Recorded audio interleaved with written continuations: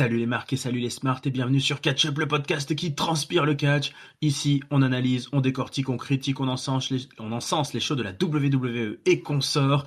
Je suis Raphaël et je suis là pour vous parler du plus gros show de l'été de l'histoire du monde du catch. On va parler de ce SummerSlam en 2 nuits qui vient de nous arriver en ce début du mois d'août 2025.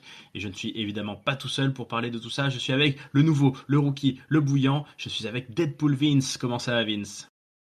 Eh bien, bonsoir à tous, bonsoir peuple de catch-up, Raphaël. Je vais très bien et oui, je suis très chaud après ces 2 nuits que nous avons pu passer en compagnie de nos amis de la WWE et d'un très grand SummerSlam.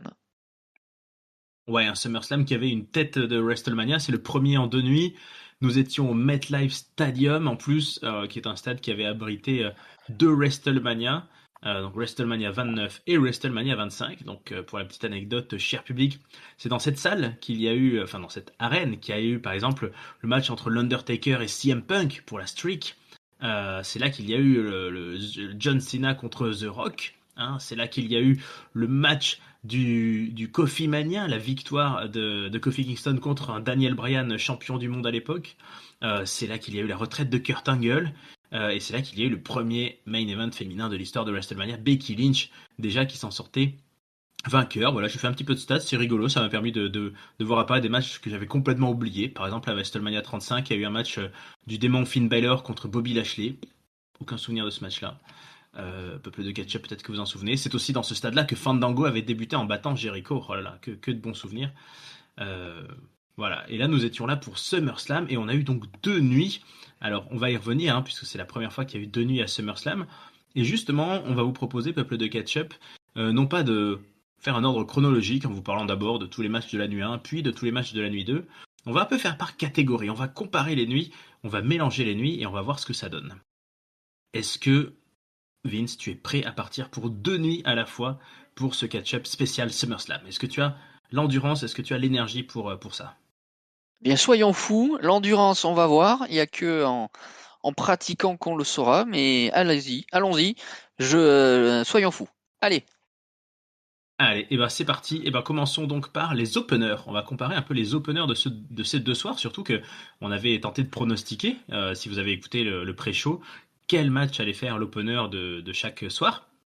Eh bien, qui a ouvert le show le samedi? On aurait peut-être pu s'en douter. C'est tout simplement Jey Uso qui ouvre les shows d'à peu près tous les Monday Night Raw. Jey Uso qui est descendu à travers la foule. Donc, paraît-il que quand il fait ça, il est fatigué après sur le ring. Bah là, il a vraiment descendu toute la rampe. Il a été rejoint ensuite par Roman Reigns. C'est vrai que c'est étonnant de voir Roman Reigns arriver en plein jour puisque le show commençait tôt aux États-Unis. Enfin, en tout cas, il a fait jour en fait quasiment tout le temps hein, pendant ces 2 soirs. Il y avait que le dernier match quasiment qui était en ambiance nocturne. Et donc, Jey Uso et Roman Reigns, les cousins, affrontaient Bron Breakker et Bronson Reed, donc la nouvelle alliance portée par l'oracle Paul Heyman. Et donc on a eu droit à un affrontement de 21 minutes 04, donc un long match en tag team, hein, avec des enchaînements que j'ai trouvé pour certains vraiment très sympas. Il y a eu un beau moment dans le match d'un tag raté par les Usos et Roman Reigns parce que leurs adversaires les ont empêchés de taguer en faisant tomber Roman Reigns du bord du ring. C'était un moment assez plein d'énergie. On a eu bien sûr toute la puissance de Bronson Reed et de Bron Breakker qui a été à l'œuvre. Mais ça n'a pas suffi, puisque ce sont bien les gentils qui l'ont emporté. Victoire de Jey Uso et Roman Reigns sous le regard noir de Paul Heyman qui sentait les choses arriver. Tandis que le lendemain, on va enchaîner directement, le lendemain, le dimanche, pardon, on a démarré directement par un match championnat du monde féminin entre donc Naomi, Io Sky et Rhea Ripley. 16 minutes 21 pour cet affrontement. Une jolie combinaison entre les 3 filles. On a vraiment eu des choses sympas. Au début, une Naomi qui fuit le combat mais qui se fait attaquer par Io Sky et Rhea Ripley. Puis des premières mésententes. Je crois que c'est Rhea Ripley qui, par erreur, met une énorme big boot là dans la tronche de Io Sky. Et ensuite, ça part plutôt dans tous les sens. On croit vraiment la victoire de Rhea Ripley arriver parce qu'elle réussit à placer un Riptide sur Io Sky depuis le turnbuckle, mais Naomi, cette fourbe, arrive par derrière et lui fait une sorte de roll-up. On finira sur un roll-up ce match-là.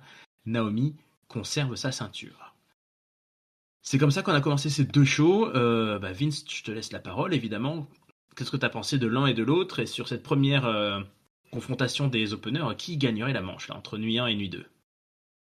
Alors déjà, l'opener de la nuit 1, je pense qu'on l'avait bien vu arriver. C'était à peu près évident puisque entre le main event CM Punk, Gunther et ce match-là, c'était les deux qui étaient les plus qui amenaient le plus de hype à tout le monde.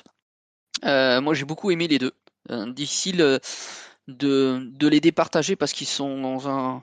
Ouais, c'est totalement différent. On a un match tag et on a un match triple threat de l'autre côté. Alors même si c'était assez prévisible en termes de résultats, que Reigns, il fallait qu'il gagne. Il restait sur une défaite où il avait perdu sa ceinture à WrestleMania, trahison sur ce WrestleMania, sur le dernier WrestleMania. Donc fallait qu'il gagne. Ouzo qui a pris la ceinture un petit mois et demi, 2 mois, pour ensuite le reperdre. Donc il fallait absolument qu'il gagne. Mais alors c'était un superbe match parce que on a eu quelques combinaisons entre Breaker et Reed, notamment un double splash où Breaker se met sur le dos de Reed et qui s'aplatit donc sur Jey Uso au sol. On a aussi un Roman Reigns qui s'est envolé par-dessus la troisième corde et il s'est tellement bien envolé qu'il est passé au-dessus de Reed et de Breaker. On a eu un petit revival d'une prise du père et de l'oncle de Breaker avec une prise des Steiner Brothers depuis la troisième corde. Et puis après, voilà, on a eu, je trouve, comment dirais-je, j'ai l'impression que on nous a buildé quelque chose entre Reigns et Breaker parce que ça arrêtait pas de se parler, ça arrêtait pas de s'invectiver, de se dire c'est moi le plus fort, attends, j'arrive. C'était vraiment intéressant. Et de l'autre côté, on a un triple threat et autant il fallait à la fois être à la hauteur de la nuit 1, il fallait aussi être à la hauteur parce que ça a été un très grand match à évolution entre Yo et Rhea, et elles l'ont fait aussi. Il y a eu quelques moves impressionnants, notamment Dio Sky qui se jette en dehors du ring. Il y a eu des finishes à n'en plus finir. Et puis on voit un riptide de la seconde corde qui est cassé et là roll-up de Naomi pour gagner le match. Donc voilà. Après, si je dois trancher, j'irai quand même sur le match, euh, une fois n'est pas coutume, mais tag team, parce que vraiment, euh, il fallait se montrer à la hauteur et de la nuit 1 et de ce main event d'évolution qui avait quand même été très très très bon. Ah, donc tu mets le point plutôt au garçon. Non, non, au Non? filles, le Ah, aux point au filles, filles. d'accord. Au Le triple point au threat, filles, pardon. je Ok. trouve que c'était un peu convenu, même s'il y a eu de gros moves, je trouve que c'était un petit peu convenu, les garçons. Alors, ça nous a fait bien rentrer dans le show, mais je pense qu'ils auraient pu pousser un peu plus. Voilà. On avait quand Ouais. même 4 gars solides. Je sais pas ce que t'en penses, mais on avait 4 gars solides. Je pense qu'ils auraient pu élever le curseur un petit peu plus.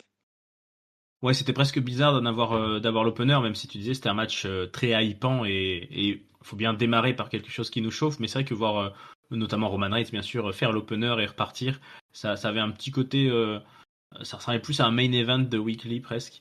Même s'il y a eu des moves très sympas, j'ai bien aimé les points que tu as relatés. Il y a aussi le moment où Roman Reigns se sacrifie, hein, prend un Ouais. spear en poussant Jey Uso. Il y a une histoire qui est racontée. Moi, j'avoue que j'ai été mauvais là sur les pronos parce que je pensais que c'était les petits jeunes qui allaient remporter, mais a priori, non, comme tu disais, c'était un peu trop évident que Roman Reigns n'allait pas encore encaisser des défaites. En tout cas, sur le petit face-à-face, moi je trouve que les deux ont été réussis. Comme tu l'as dit, les deux matchs nous ont bien entré dans la soirée. L'opener du premier soir avec Roman Reigns, c'était euh, voilà, peut-être une place un peu en dessous de ce qu'on pourrait espérer pour tout ce monde-là. Je pense qu'il se passe des choses et il se prévoit des choses, ouais, avec Braun Breaker, particulièrement pour la WWE. Et de l'autre côté, bon, moi j'étais ravi de l'affrontement. Je trouvais que c'était vraiment dans la lignée, comme tu dis, du main event d'Evolution. Les trois filles ont réussi à bien sortir leur épingle du jeu. On sort avec un final où on a un peu le sentiment que c'est Rhea Ripley la meilleure, mais qu'elle s'est fait avoir, tout en n'ayant rien encaissé de dramatique, hein. Naomi, elle a pas sorti un objet ou fait un low blow, je ne sais quoi. Donc Donc il y a de l'histoire, enfin on a plus envie de voir la suite, je trouve, pour les filles, de voir comment elles vont continuer de travailler dans quelle configuration, plutôt que chez les garçons où on sait que ça va dérouler gentiment vers autre chose. Ouais, à peu près. Après, on aura peut-être un début de Wargame, peut-être aussi, hein, mine de rien. Ça c'est possible, oui, ça c'est possible que ça soit ce qu'on nous ait proposé dans les cartons, effectivement. On va continuer cette bataille de soirée. Qu'est-ce que je vais pouvoir vous proposer maintenant? On a eu. Allez, on va parler peut-être des matchs un petit peu mou du genou. On va passer là-dessus. On a eu deux matchs qui sont pas très très bien notés par nos amis des réseaux sociaux. Au premier soir, donc c'était un match. C'est le seul match sans vraiment d'enjeu pour une ceinture ou autre. C'est un match entre Sami Zayn et Karrion Kross, dont on avait déjà eu la première version à Night of Champions avec la victoire de Sami Zayn, mais un Karrion Kross qui semblait arriver à s'installer dans la tête de Sami. Et de l'autre côté, eh bien, nous avions un match qu'on attendait pourtant beaucoup pour le titre des États-Unis, un Steel Cage match entre Solo Sikoa et Jacob Fatu. Alors, le match de Sami Zayn contre Karrion Kross a duré 8 minutes 10 et il ne s'est pas passé vraiment grand-chose d'intéressant, sauf qu'à un moment donné, Scarlett était allée chercher un objet. Alors attends, qu'est-ce que c'était comme objet? J'ai un trou. C'était C'est une paille, tu sais, une, une barre de une fer paille, là. ouais, une barre en fer, voilà, une pipe, Ouais, j'ai c'est ça, anglais, ouais, ouais, pardon. une sorte de barre en métal. Et au début, elle le donne à Karrion Cross pour qu'il frappe dans le dos de l'arbitre, mais ça marche pas. Il la perd. Et ensuite, elle le donne à Sami Zayn en l'incitant à embrasser son côté obscur. Mais Sami Zayn, il le fait pas. Il lâche la barre de fer et il finira par placer à Karrion Cross, à l'envoyer dans les cordes, à lui faire un Helluva Kick et à remporter le match. Et en partant, il lui fait un signe des mains, une croix, c'est fini, we are done. Et Karrion Cross, il hoche la tête, il dit ouais, ouais, ok, ouais, ouais. Donc, visiblement, il accepte sa défaite. Ça, c'était le samedi. Et le dimanche, eh ben, on attendait beaucoup donc de Solo Sikoa contre Jacob Fatu en cage, en steel cage match. Qu'est-ce qui s'est mal passé pendant ce match? On va en parler. En tout cas, qu'est-ce qui s'est passé? Solo Sikoa, il avait toute sa team avec lui, qui est très très vite arrivé. Déjà au début, il a pris le dessus assez vite, je trouve, sur Jacob Fatu en le balançant d'un côté et de l'autre de la cage et en se moquant un petit peu de lui. Et puis, toute l'équipe, tout le MFT est arrivé. Ils ont empêché la porte de s'ouvrir, puis ils ont permis la porte de s'ouvrir, puis ils sont grimpés le long de la cage. Et notamment, Jacob Fatu a été enchaîné au poignet par une menotte, sauf qu'en fait, il a pété la menotte 2 minutes après, non, même, enfin 2 minutes, 30 secondes après. Et Solo Sikoa a beaucoup essayé de s'enfuir par la porte. Il n'arrêtait pas à demander d'ouvrir la porte, et puis finalement, il était attrapé par Jacob Fatu. C'est Jesse Mateo qui a essayé de lui ouvrir la porte et de l'aider et qui a fini avec la porte dans la gueule. Mais Solo Sikoa a quand même réussi à s'enfuir de la cage en premier. Et donc c'est Solo Sikoa qui a gardé sa ceinture. Ça s'est suivi un petit peu un bordel où tout le monde a réussi à rentrer dans la cage. Et puis voilà. Oui, c'est ça. C'est Talatonga qui avait réussi à empêcher, à mettre la porte sur la tronche de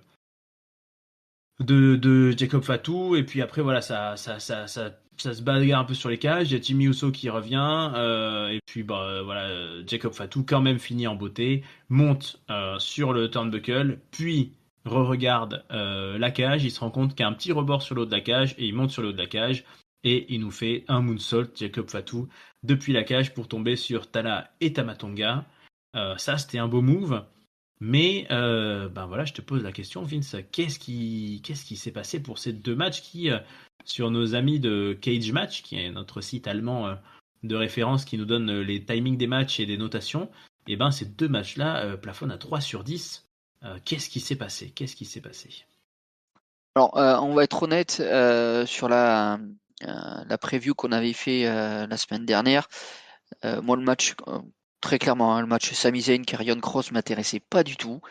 Je comprends pas. C'est un match qui a pris la place potentiellement pour moi, d'un Rousseff Sheamus qui a plus de gueule, d'un Damien Priest à Aleister Black. Alors, on était peut-être un petit peu tôt dans la rivalité entre Black et Priest, mais bon, j'en attendais rien et j'en ai rien eu. Il y a eu ce petit passage effectivement que tu as cité où Sami Zayn nous fait croire qu'il va hésiter et donc il n'utilise pas la pipe et il continue et gagne. Donc quel avenir pour Karrion Kross parce qu'il ne ressort pas grandi de la FUD. Sami Zayn reste voilà un babyface, alors peut-être pas babyface mais un face très important. Moi j'aime beaucoup Sami, j'aimerais bien que fasse une vraie fête pour essayer d'être champion du monde. Peut-être que ce sera un peu plus tard dans l'année, mais il mérite ça. Et son match, j'en attendais rien, j'ai rien eu. Voilà. Et par contre, grosse déception sur la deuxième nuit, sur ce match avec Jacob Fatou et Solo. Alors il y a eu quelques bons moves, effectivement. Hein, on s'est bien utilisé la cage. On a eu Fatou qui a quand même fait un double moonsault à un moment donné. Mais je sais pas, ça a été très court. J'ai pas le temps en tête, mais ça a été très très très court pour moi, je trouve. On le monote facilement, voilà. Et puis là, il y a Solo qui sort par la porte. Je trouvais ça un peu facile, un peu facile. On n'a pas cherché grand-chose à faire de ce match-là. Moi, je prévoyais plutôt Fatou. Je pensais même que après, ben, le gang allait arriver et tabasser Fatou, mais ben, c'est l'inverse qui se produit. Les deux pauvres JC Matteo et Tongaloa qui ne servent à rien. Je suis désolé de le dire, j'espère que je ne vexe personne, mais les pauvres ne servent à rien. Au moins, Tongalala, le géant, au moins fait office de géant, de protecteur. Mais alors les deux autres, à part prendre des baffes de Fatou, des baffes de Jimmy, ils ont servi à rien. Donc très déçu, très très très déçu par ce cage match. Donc je dirais que je suis plus déçu par le cage match, donc je donnerai le point à la nuit 1. Voilà. Ouais, je te comprends. Je pense on est tous dans ton cas. Moi, contrairement à toi, j'en attendais un peu plus du match de Sami Zayn parce que j'aimais bien ce que réussissait à créer Karrion Kross, notamment sur les réseaux sociaux, et à commencer à percer sans avoir un vrai push. Il fait beaucoup de promos, il se filme dans les vestiaires, dans les coulisses, etc. Et ça fonctionne. Il commençait à avoir un peu une fanbase, un merchandising, à avoir des gens qui espéraient une sorte de mise en avant. Et je pense qu'on pensait que cette feud qui prenait avec Sami Zayn était enfin l'occasion de le faire monter un échelon. Au final, c'est pas le choix qu'ils ont fait. Bon, c'est sûr que Sami Zayn, je pense, est clairement le meilleur poulain des deux à viser pour les mois à venir. Enfin, pour gagner de l'argent à la WWE, il faut plus miser sur Sami Zayn, hein, c'est sûr. Euh, mais ouais, je suis un peu déçu parce que j'aurais préféré voir un Karrion Kross plus vicieux et plus tordu plutôt que d'essayer d'espérer le heel turn. Ça m'a fait penser à l'époque où Bray Wyatt donnait une chaise à John Cena par exemple en lui disant vas-y tape-moi. Sami Zayn c'est un peu c'est un babyface façon John Cena dans ses grandes années quoi. Il va jamais trahir, il va jamais faire un coup tordu. Il est droit, il est honnête. Donc voilà, un petit peu déçu de ce match-là. Et, beaucoup plus déçu effectivement pour le match en cage. Moi, c'est une situation que j'aime pas, hein, les steel cage match. Je trouve qu'il y a toujours cette, euh, cette difficulté à adhérer au fait que en fait les mecs, bah voilà, ils peuvent sortir de la cage, donc ils essayent largement pas assez souvent à mon goût. Enfin, il suffirait juste de projeter quand il a projeté Jacob Fatou là contre les grilles et que l'autre il tombe sous la dernière corde, et bah tu pars en courant et puis tu sors et puis c'est bon. Si ton seul but c'est de gagner, tu pourrais gagner plus vite. C'est encore pire, je trouve, des fois que les matchs à échelle où les mecs ils mettent 3 heures à monter à l'échelle. Et et puis voilà, la réelle était pas trouvée, la menotte ça a pas marché.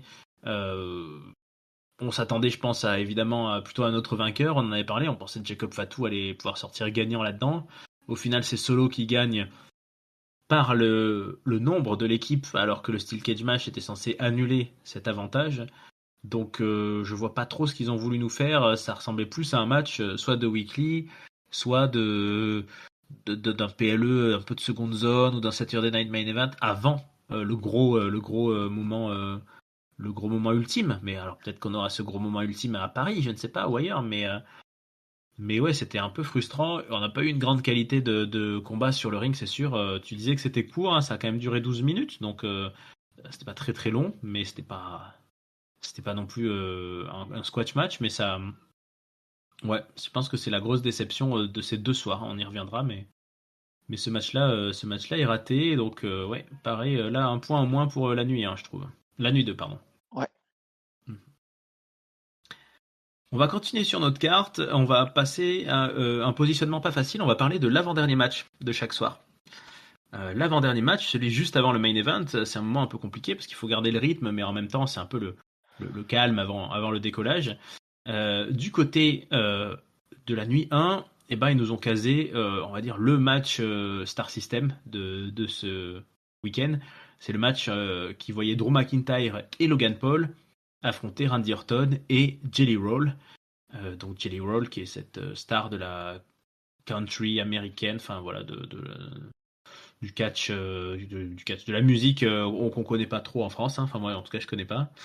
Et donc, bah, quand même, un désavantage sur le papier face à Drew McIntyre et Logan Paul, qui sont, mine de rien, deux catcheurs plutôt de qualité, quand même. On a eu pas mal de choses dans ce match, avec évidemment des niveaux variables. Hein. Jelly Roll qui a donné au maximum, qui a fait une sorte de chokeslam à Drew McIntyre à un moment, c'était sympa. Logan Paul qui est passé qui a sauté à travers une table pour détruire Jelly Roll justement. Qu'est-ce qu'il faisait en buvant sa boisson énergisante là. Enfin, c'était un show spectaculaire, surtout que les tables dans les premium live events, elles ont l'air difficiles à péter, elles ont l'air douloureuses, elles ont l'air désagréables. Euh, Bref, beaucoup de choses dans les enchaînements et puis bah, finalement, à la surprise un petit peu générale, bah, c'est bien Logan Paul qui réussit à placer un frog splash sur Jelly Roll et à obtenir la victoire, à faire gagner les méchants. Si on avait prédit ça, enfin si on avait parié pour Randy Orton et Jelly Roll, c'est ce qu'on avait fait nous en pré-show, ben on s'est trompé. Les méchants ont gagné et ben, c'est peut-être un petit peu surprenant comme résultat parce que c'est vrai que c'est assez rare que les guests non catcheurs perdent. Et du côté de la nuit 2, on nous avait mis juste avant le main event le match pour le titre intercontinental entre Dominic Mysterio et AJ Styles.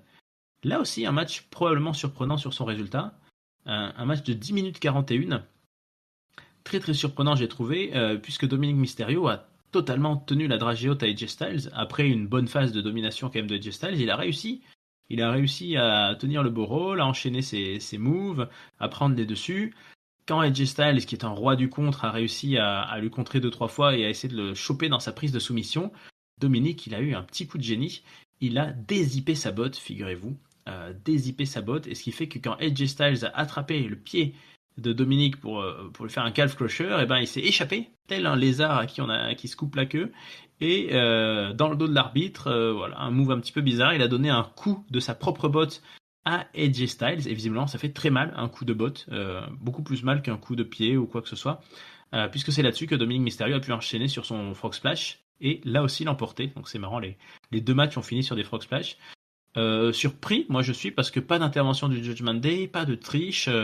Dominic Mysterio vient de battre quasiment clean, on va dire, le vétéran AJ Styles. Donc, bah, grosse promotion pour lui hein, sur la carte des prédateurs et de la chaîne alimentaire du catch. Mais un résultat qui va sûrement appeler d'autres matchs, et on en est ravi si on a AJ Styles à Paris pour chanter phénoménal. Mais, euh, mais moi, j'étais quand même un petit peu surpris. Alors, qu'est-ce que tu en as pensé, toi, Vince, de ces deux matchs vraiment très très différents? À qui tu donnes ton point et est-ce que tu t'attendais à de telles issues?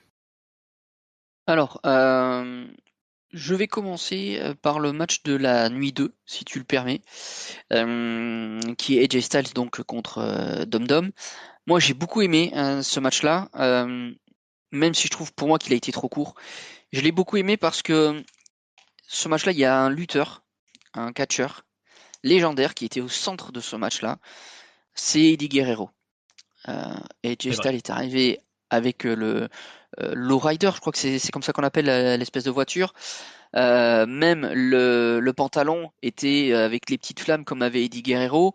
On a eu le fameux je prends la chaise, je tape par terre, je lance la chaise à mon adversaire pendant que l'arbitre a le dos tourné et je fais style que je me suis fait mal. Et on a AJ Styles qui a aussi fait la même chose en se mettant la chaise autour du cou. Et puis la fin, quoi. Alors, je passe qu'il y a quand même eu aussi les Tres Amigos qui ont passé les trois souplesses. Et on a eu un finish qui est le remake de WrestleMania 20 entre Eddie Guerrero et Kurt Angle. Donc Eddie Guerrero avait également dézippé sa botte afin d'éviter le Angle Lock et avait frappé Angle avec la botte et gagné 1-2-3. Donc pour moi, c'était voilà, un petit kiff de voir que je crois que ça faisait 20 ans qu'il y avait eu ce fameux match Lader entre Rey Mysterio et Eddie Guerrero pour la guerre de Dominique.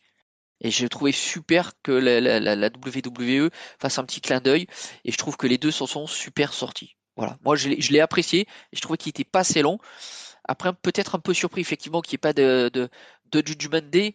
Mais je pense que c'était vraiment parce qu'il y avait ce souhait de rendre hommage à la légende qui est Eddie Guerrero. Ou qui était Eddie Guerrero.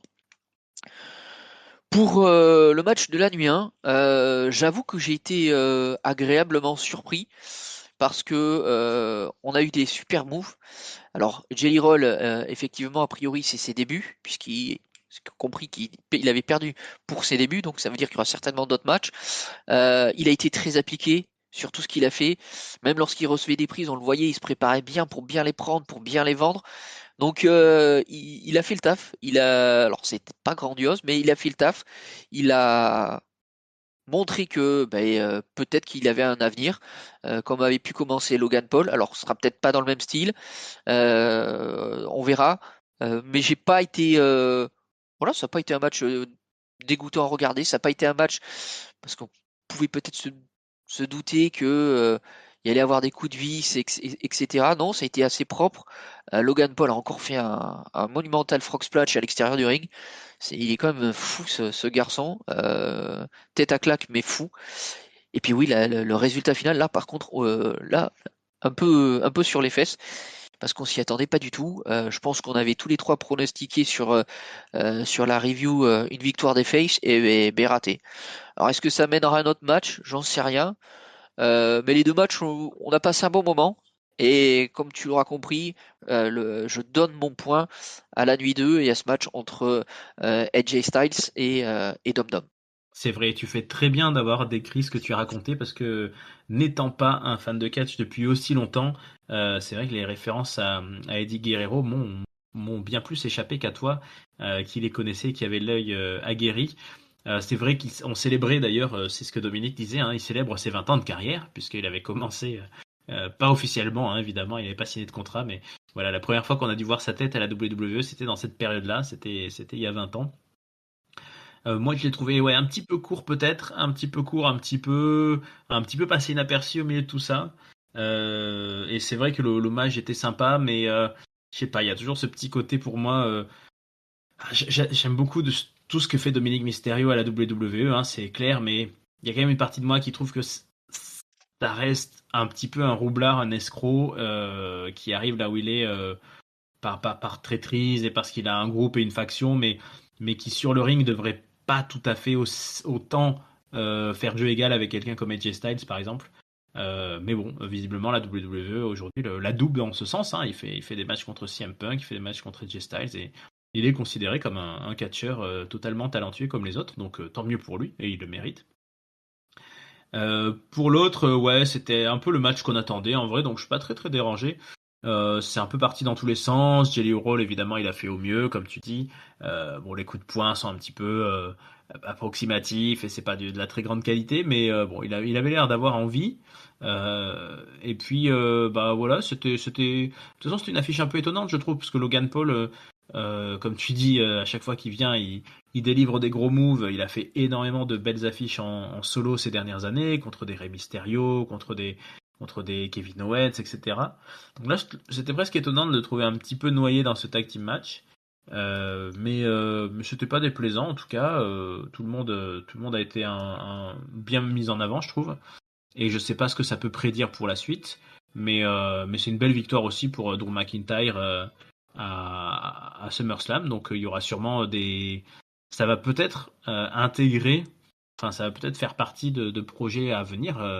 Peut-être des gens qui vont mériter des title shots ou qui vont réclamer une meilleure place à la WWE suite à cette victoire-là. Donc c'est pas ce qu'on avait prédit, mais écoute.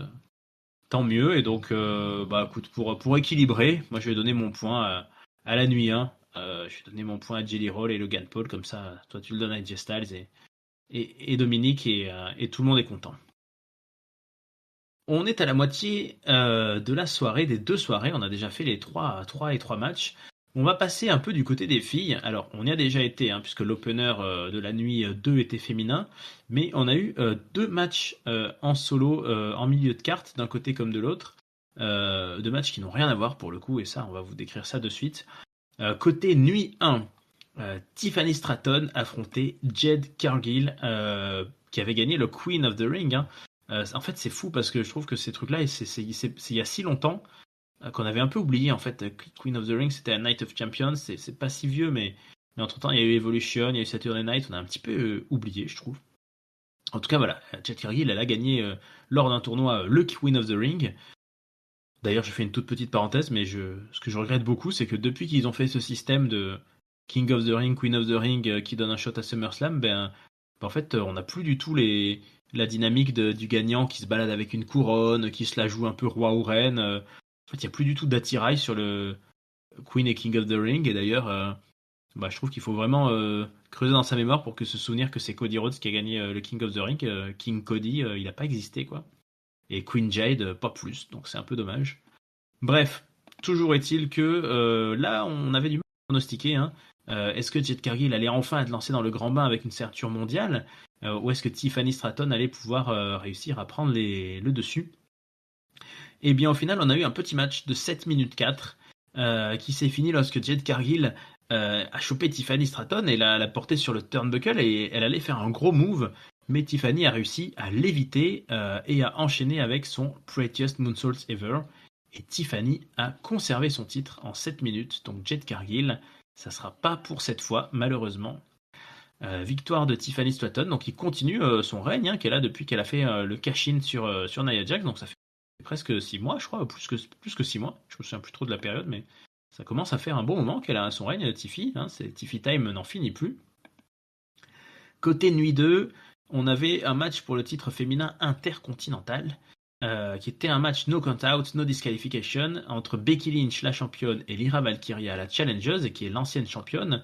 Et en plus, il y avait une stipu parce que si Lyra Valkyria perd, elle aura plus jamais l'occasion de retenter un titre, enfin contre Becky Lynch en tout cas. Donc il y a déjà eu une longue rivalité, hein, entre ces deux femmes. Déjà, la première chose qu'on découvre, c'est que Becky Lynch a une nouvelle musique d'entrée et un nouveau style d'entrée. On en reparlera, mais je l'ai trouvé très très peu esthétique, cette musique d'entrée. Et puis donc on a un match qui permet toutes sortes de stipulations. Et ça a été le cas, hein. Très vite, on a sorti des kendo sticks, on a eu droit à la caisse à outils avec des choses dedans. Lyra Valkyria, à un moment donné, a disparu sous le ring, et quand Becky Lynch l'a retrouvée, c'était pour lui envoyer l'extincteur dans la gueule, etc. Lyra Valkyria a aussi passé de longues minutes, pour le coup, les mains attachées. Becky Lynch a utilisé un zipper là pour lui bloquer les mains, et ça a marché beaucoup mieux que contre Jacob Fatu. Du coup, elle a catché sans les mains, Lyra Valkyria. Ça a été dur, hein, pour elle pendant un long moment. Elle a réussi ensuite à prendre le dessous. Il y a un moment où elle a chopé Becky, une sorte de belly to belly, et puis de réussir un peu à inverser la tendance. Et elle a finalement réussi à défaire, à découper le zip code et à retrouver ses mains sans qu'on ait trop compris pourquoi. Bref, ça s'est frappé aussi sur des chaises. Enfin bref, il s'est passé beaucoup de choses. Et le match a basculé par une intervention. L'intervention, c'est Bayley qui a débarqué, très énervé visiblement contre Becky Lynch. Alors, il y a eu un moment de flottement, hein, où Becky Lynch lui a présenté Lyra Valkyria qui était au sol en lui disant vas-y, frappe-la. Et on se demandait si Bayley allait frapper Lyra Valkyria ou Becky Lynch. Finalement, elle s'en est prise à Becky Lynch. Mais là aussi, elle s'est ratée et elle a quand même donné un coup de poing à Lyra Valkyria, ce qui a permis à Becky Lynch d'enchaîner sur son Manhandle Slam et de remporter le match. Donc là, c'était beaucoup plus long, hein, 25 minutes 05. Un gros no disqualification match. Et une Becky Lynch qui revient championne, qui ressort championne dans le MetLife Stadium. Décidément, c'est un lieu qui lui parle. Lyra Valkyria qui n'aura plus de title shot pour le titre tant que c'est Becky, et qui peut en vouloir clairement à Bayley qui a débarqué comme ça là sans trop prévenir. Voilà, deux matchs féminins qui ont rien à voir, hein, niveau intensité, niveau rythme et niveau durée. On les compare parce que voilà, sur Ketchup, c'est nous qu'on décide ce qu'on fait quand on fait la review. Qu'est-ce que tu en as pensé, Vince? Bon, lequel a ta préférence et surtout est-ce que ces résultats, ces issues t'ont surpris, t'ont marqué, t'ont impressionné ou si tu t'y attendais? Alors, on va aller rapide sur le match de la nuit 1, navré. On n'en attendait pas grand-chose de ce match avec Tiffany et Jade. Pas à cause de Tiffany, mais bien à cause de Jade, qui est vraiment limitée dans le ring, qui fait pas. J'ai pas vu un seul bon match de sa part, très clairement. Et bah, déception encore ce soir. Là, il y a eu néanmoins, allez, deux ou trois spots. Il y a eu la Swanton d'entrée de Tiffy. Il y a eu un super contre quand elle a pris son Prettiest Moonsault. Tiffy, elle a pris un contre avec les pieds dans les dents. C'était pas mal. On a eu le faux 3 pour Jet Cargill avec le pied de Tiffy dans les cordes. Et puis ça s'est très vite terminé. Alors moi, j'avais pronostiqué Cargill parce que je pensais que Triple H l'a monté comme une superstar depuis un moment, donc voulait lui offrir ce titre. Bah, très bien que ce soit Tiffy, qu'elle continue, elle fait le taf, donc parfait. Voilà, elle va avoir, elle a l'avenir pour elle. Et Jade, par contre, mais je sais pas ce qu'ils vont en faire parce que là, ça doit, ça doit cogiter dans la tête et de Cargill et des officiels. Et puis on a ce match de la nuit 2 qui a été mais très très bon. Il passait après en plus le match TLC. Donc je pensais que ça allait être compliqué et non, le public a suivi. Bravo, bravo aux deux compétitrices. On a eu des armes, il y a eu beaucoup d'actions à l'extérieur du ring, il y a eu des chaînes dans la bouche de Laria, d'Aliria Valkyrie. Il y a eu des enchaînements qui a fait donc Becky avec Kendo, chaise, elle a pris la toolbox, elle lui a fracassé le crâne avec, un vrai passage à tabac, en bonne et due forme. Elle l'a menotté. Malgré ça, elle a même réussi quand même à faire un Nightwing à l'extérieur, Lyra, donc très très bien. Il y a eu un petit bémol quand même dans ce match-là, c'est qu'à un moment donné, Lyra, elle s'est quand même sortie les liens et elle les a remis parce que ça devait pas se terminer comme ça. Et donc après, bah, écoute, ça a été très très très réussi. Bien entendu, Bayley allait intervenir puisqu'elle était protagoniste de cette FUD, hein, hormis sur le match 1, elle est présente quasiment sur tous les autres. Et donc, bah, écoute, pas surpris que Becky gagne. Il y a eu un moment assez sympa, mais loupé par la réalisation. C'est quand enfin Becky se débarrasse de Bayley. Elle se repose sur la table et là, gros leg drop depuis le ring sur Becky qui explosait. Bon, on l'a mal vu. Il n'y a pas eu de ralenti, à ma connaissance. Puis bon, après, le finish controversé qui va, ben, je pense, amener Lyra, Valkyria et Bayley à continuer à feuder. Et puis, ben, voilà, Becky qui va se trouver une nouvelle adversaire. Peut-être qu'on l'aura à Paris. C'est sympa pour ceux qui pourront l'avoir en vrai. Voilà, donc le point, évidemment, va à la nuit 2. Il peut pas en être autrement, mon cher Raphaël. Oui, là je te suis. Là je vais pas faire dans l'équité et la justice. Euh, oui, bah j'ai pas grand-chose à ajouter de plus, hein. Comme tu dis, Jade Cargill, je pense qu'il faut admettre que il faut pas la mettre en solo et que ça marchait bien en tag team, ça marchait pas si mal avec Bianca Belair, etc. Je sais pas qui on peut lui trouver, mais il y a sûrement soit des jeunes de NXT, mais c'est peut-être un peu galère d'avoir elle plus une jeune de NXT, soit une vétérane qui traînerait par là. Bianca Belair, je crois qu'elle est blessée, je pense, mais ou en tout cas elle fait pas grand-chose, mais voilà, je pense que le solo et les niveaux championnat du monde féminin, etc., c'est pas de son niveau. En tout cas, ça donne pas des matchs assez intéressants. C'est pas une assez bonne catcheuse. Moi, je suis plutôt content du règne de Tiffany et elle fait des bonnes promos au micro. Elle nous met leur bonne ambiance. Donc, clairement, je suis content qu'elle continue pour au moins un round de plus. Le match était complètement oubliable. Et comme toi, j'ai été beaucoup plus conquis par le match de Becky Lynch et de Lyria. Tout le monde n'est pas d'accord sur le Discord. Peuple de Ketchup, j'espère que vous nous rejoignez, que vous nous rejoindrez sur le Discord de Ketchup.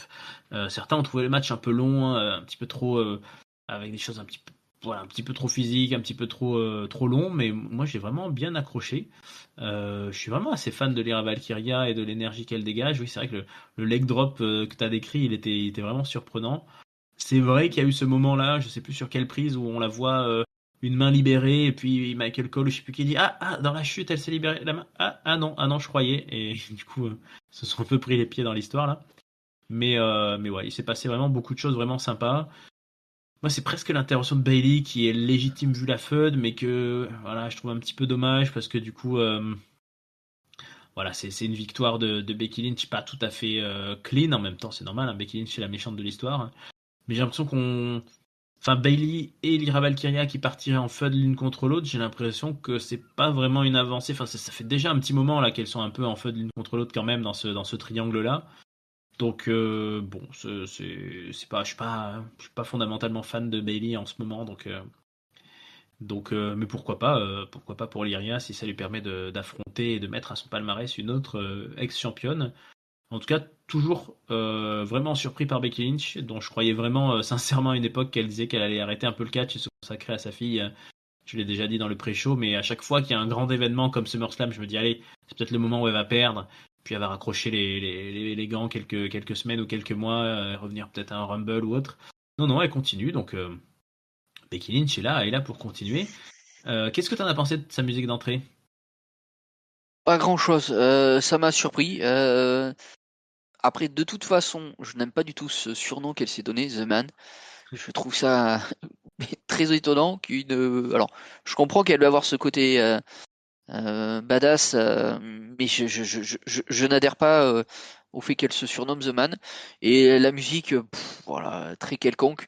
Après, c'était aussi un peu logique. Tu peux pas garder une musique qui était aussi entraînante que sa musique habituelle parce que c'est une musique très face et donc il fallait quelque chose de peut-être un peu plus heal. Voilà.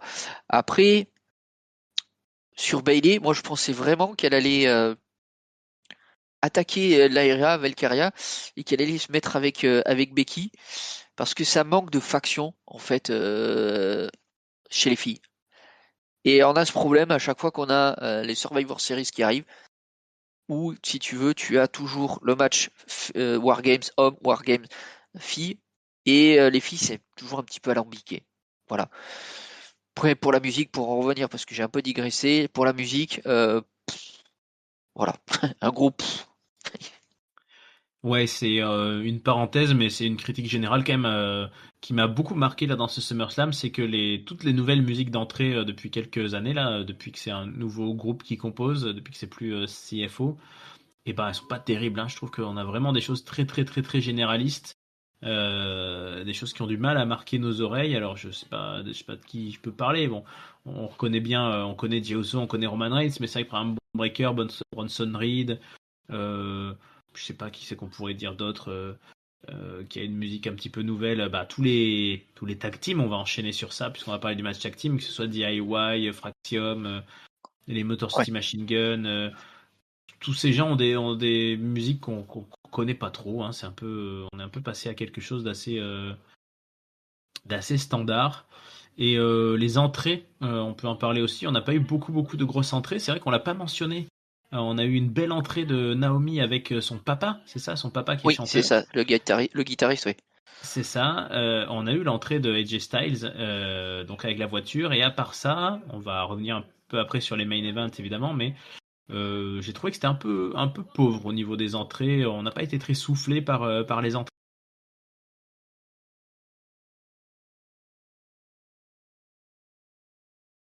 Eh ben écoute, on va passer. Il nous reste plus que deux confrontations. Alors, elles sont pas faciles, mes confrontations, parce qu'on compare des matchs qui sont pas très comparables. On va passer aux scènes tag team. Mais alors, à nuit 1, on a eu un match tag team féminin.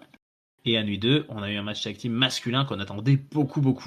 Donc la comparaison, évidemment, est compliquée. Même si, au final, ils ont presque duré la même durée. Non, quand même pas tout à fait. Le premier match, c'est le match du Judgment Day, Raquel Rodriguez et Roxanne Perez, championne, qui défendait contre Alexa Bliss et Charlotte Flair. Alors Alexa Bliss et Charlotte Flair qui veulent toujours pas se dire amis, mais qui ont travaillé quand même vachement bien en équipe. Toutes les deux contre Raquel Rodriguez et Roxanne Perez, avec des enchaînements assez sympas. Qui va les conduire, tout simplement à prendre le titre, puisque Alexa Bliss réussit sa sister Abigail modifiée et réussit à battre Roxanne Perez pendant que Charlotte est aux alentours pour empêcher les interventions de Raquel Rodriguez. Donc un affrontement de 13 minutes 36 avec des nouvelles championnes. On l'avait prévu, on l'avait peut-être pronostiqué, mais en tout cas ça s'est bien passé, ça s'est passé comme on imaginait. Je la fais courte parce que le gros morceau, il était quand même du côté nuit 2. Et ouais, le tag team match TLC, pardon. Là aussi, c'était un hommage. C'était un hommage aux 20 ans du premier match TLC. Et d'ailleurs, on avait deux équipes au bord du ring. On avait les Dudley Boys et on avait aussi les frères Hardy. Assez surpris de les voir là, mais qui sont à la TNA en ce moment. Et qui, la TNA et la WWE sont plutôt copains. Donc, on a eu Jeff et Matt Hardy. Je me suis même demandé si on n'allait pas avoir des interventions de ces équipes-là, mais non, on n'a pas eu. Donc 6 équipes se sont affrontées, ça fait 12 personnes sur le ring. On a eu les champions, les Wyatt Six, qui sont venus défendre leur titre, donc contre les DIY, Gargano et Ciampa, contre Andrade et Rey Fenix, qui n'ont pas de nom d'équipe encore, contre Fraxium, contre les Motor City Machine Gun et contre les Street Profits. C'était Peuple de Ketchup du niveau espéré, donc 16 minutes de folie, je peux pas tout vous décrire, mais on a eu des enchaînements, par exemple, de tables qui ont été dressées au bord des rings et qui se sont pétées les unes après les autres avec des descentes. Des sauts sur des gens qui étaient sur des tables, ils ont un peu tous morflé. On a eu quelques hommages à des moves du passé, avec notamment qui pendouillait sur la ring, Tommaso Ciampa, non, c'est ça, Ouais, accroché. Ciampa. Ouais. Voilà, Ciampa qui a été accroché aux ceintures, mais qui avait plus d'échelle sous ses pieds. Et je crois que c'est Nathan Fraser de Fraxium qui essaye de lui faire une sorte de spear, voilà, c'est ça. Sauf que ça n'a pas marché ce coup-ci parce que Ciampa, il a des abdos et il a levé ses jambes. C'était assez rigolo. Voilà, on a eu des moves avec les tables aussi. D'ailleurs, sur les abords du ring, les Dudley Boys, et ils ont apprécié. Les Wyatt Six, forcément, étaient en force, puisqu'on a eu droit à des interventions de Eric Rowan et à des interventions de Bo Dallas, Uncle Howdy. Même à un moment où tout le monde était KO, nous avons eu des interventions féminines, puisqu'on a eu comment elle s'appelle, Candice LeRae, qui est arrivée et qui a voulu décrocher les ceintures pour DIY, mais qui a été empêchée par B-Fab. Puis elles ont été toutes les deux projetées par Nikki Cross. Alors un très très gros spot là de Candice LeRae qui est tombée sur une échelle qui s'est brisée en deux sous le cou et sur son coude, visiblement c'est bien pris sur le bras, bien ramassé sur le bras.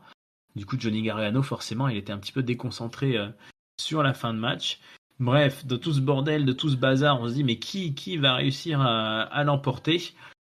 Et ben, au final, là, plutôt à la surprise générale, ce sont les Wyatt Six qui conservent leur titre. Dexter Lumis et Joe Gacy. C'est Joe Gacy qui décroche les ceintures. Et son équipe peut célébrer les méchants Wyatt Six, méchants ou gentils, on sait pas trop, mais les Wyatt Six au complet sont sur le ring ensuite pour célébrer cette grande victoire. Enfin un gros match dans un gros PLE pour la scène tag team de SmackDown. 16 minutes, c'est presque un peu court. Qu'est-ce que tu as pensé de tout ça, notre ami Vince? Écoute, c'était 2 bons matchs. Voilà, j'attendais Alexa Bliss et Charlotte pour voir si elles allaient valider leur unification, qui est assez récente, toute nouvelle. Elles en avaient besoin chacune. On l'avait dit sur la preview. Charlotte, son retour de blessure c'est mal passé, pardon. Alexa, elle est revenue au Royal Rumble, mais elle a assez vite disparu. Elle a même raté WrestleMania. Elle était même pas programmée pour WrestleMania. Pourtant, c'est une lutteuse qu'on a l'habitude de voir dans tous les shows, dans tous les PLE. Donc voilà, j'attendais vraiment de voir ce que ça allait donner. Un match sympa. Voilà, elles se sont données. Il y a eu énormément de rythme. Il n'y a pas beaucoup de temps mort. Il y a juste cette fin qui est un petit peu, pour moi, ambiguë. Puisqu'au moment où le Sister Abigail va être placé de la part d'Alexa, On a Charlotte qui revient, qui a un regard assez chelou, assez bizarre.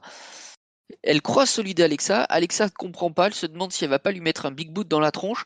Et puis finalement, non, elle part mettre le big boot, mais dans la tronche de Raquel. Et ensuite, le sister Abigail et 1, 2, 3, nouvelle championne. Donc pas mal, mais il y a ce petit côté ambigu qui va nous permettre voilà, d'encore avoir des histoires à raconter sur cette scène tag team féminine, mais vraiment pas mal comparé à ce qu'on avait pu avoir il y a quelques temps sur certaines porteuses de ceinture qui n'apportaient rien. Là, au moins, on a deux belles lutteuses. Et puis alors que dire, le TLC, on en attendait beaucoup. Je suis d'accord avec toi, c'était un peu court. Mais alors le temps qu'ils ont eu, qu'est-ce qu'ils se sont mis? On a eu de tout, de tout, de tout, de tout. Les tables, à un moment donné où ils les ont cassées à tour de rôle, étaient assez impressionnants. Et Axiom qui arrive à faire sa Spanish Fly, je crois que c'est Spanish Fly comme nom de prise, donc un saut périlleux avec, je crois que c'est Dawkins qui était avec lui, l'un des deux Street Profits, donc incroyable. C'était énorme. Comme tu l'as dit, la pauvre Candice, elle a été, voilà, on va dire, condamnée à quelques mois, je pense, de retrait parce que elle tombe violemment. Alors même si je pense que l'échelle était prévue pour se casser, c'est quand même un sacré saut. Tu as également, tu l'as noté, le spear qui était un hommage à Edge. Qui avait fait un spear sur Jeff Hardy qui pendouillait comme ça, qui est loupé, mais c'était très très drôle et en même temps solide le Ciampa hein, à tenir comme ça sur à pendre comme ça la tête à l'envers ou la tête à l'endroit, mais voilà, il a mis un sacré temps. Tous ont été impliqués, donc ça c'était plutôt sympa. Ils sont récompensés de tout leur travail. Et moi, franchement, ce match-là, il m'a beaucoup plu. Il m'a vraiment beaucoup plu. Voilà, donc le point pour le TLC, malheureusement pour les filles, parce qu'elles n'ont pas démérité. Ouais, la comparaison a pas vraiment lieu d'être et je suis d'accord avec toi. Le match féminin tag team, moi je l'ai trouvé plutôt correct, hein. Même si voilà, il y avait pas de stipu vraiment, ça c'était un match plus sobre. Je suis content des nouvelles championnes effectivement qui créent vraiment des interactions comme tu dis de on sait pas trop si elles se plaisent pas, elles vont se trahir ou ils vont commettre une erreur ou pas. C'était assez finement joué. Mais bon, le match TLC était excellent. Voilà, il y a ce Montesford là qui fait son espèce de saut du super héros là. J'ai cru qu'il allait se tuer là quand il est passé Ouais. par-dessus le turnbuckle. Et tout le monde s'en est bien sorti comme tu dis. Moi j'ai un petit favori là, c'est effectivement Tommaso Ciampa que je trouve vraiment excellent. C'est un de mes catcheurs préférés, je pense, en ce moment, dans l'intensité qu'il met et dans l'énergie même du regard et de l'acting. Mais ils ont été tous vraiment très très bons. Les Fraxium, ils sont vraiment sympas. Il y avait des tag teams qui travaillaient plus ensemble que d'autres. Andrade et Ray Phoenix, hein, ils sont pas très tag team récentes et c'est vrai qu'ils enchaînaient un peu les moves l'un et l'autre, mais d'Alchimique, par exemple les Motor City Machine Gun qui ont pas mal travaillé ensemble sur certains moves. Ouais, on était vraiment dans un chouette. On a eu le moment qu'on attendait. 16 minutes 3, on peut dire, vu comme ça, que ça paraît court et qu'on aurait pu avoir. Voilà, il y a quand même quasiment 10 minutes de moins que. Il y a 9 minutes de moins que le match de Becky et Lyria. Mais en vrai, on aurait pu en prendre un petit peu plus, mais c'était quand même très bien. Il y a juste cette surprise, effectivement, des vainqueurs. On les avait pas vus venir, on imaginait ce type de match idéal pour couronner des nouveaux champions. Bon, visiblement, la WWE y croit en les Wyatt, même si c'est pas non plus les meilleurs. Hein. Je pense que Joe Gacy, Dexter Lumis, ils ont pas démérité, mais c'est pas ceux qu'on a vu le plus briller. Voilà. On y croit, la WWE, on croit au produit, donc je suis curieux de voir ce qu'ils vont pouvoir faire après ça. Forcément, c'est un climax, donc après ça, il va se passer des choses qui vont être moins incroyables quand même, mais quels challengers vont pouvoir se relever en premier de tout ça? Qui va pouvoir aller chercher les Wyatt? On parle quand même d'une faction qui parle pas vraiment, en tout cas qui fait pas vraiment de promo micro comme les autres. C'est compliqué de les avoir champions, je trouve. Je suis vraiment curieux de savoir vers où on va. Je sais pas, je suis perplexe également sur le côté traditionnel des personnages, effectivement, des Wyatt Six. Bon, personnellement, je pensais que c'était eux ou Fraxium. Donc j'ai pas été déçu ni trop surpris qu'il les garde. Ça fait tellement peu de temps.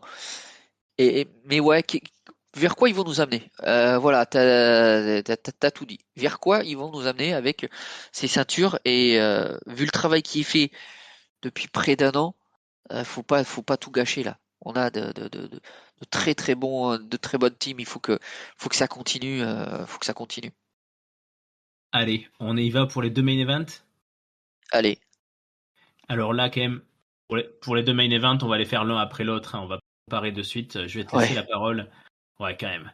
Le main event de la nuit 1, cher peuple de catch-up, donc de ce SummerSlam du samedi, c'était Gunther contre CM Punk pour le titre de champion du monde poids lourd. Donc CM Punk qui avait gagné, je crois que c'était un gauntlet match, hein, c'est ça, pour devenir ouais, challenger. c'est ça. Ils ont fait une belle feud, hein, où ils se sont bien dit du mal l'un l'autre sur la gueule. Et deux oppositions de style, donc évidemment énormes. Euh, et comment CM Punk allait s'en sortir en fait face à ce monstre Gunther. On a eu plus de 30 minutes de match, 30 minutes 19, où CM Punk a eu du mal, hein. Clairement, il y a eu des longues phases de domination de Gunther.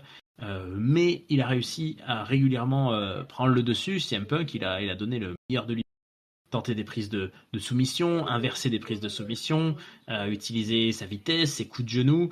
Mais globalement, il a surtout compté sur sa résistance, CM Punk, parce qu'il a réussi à se relever des sleepers dans lesquels Gunther l'enfermait en les contrant.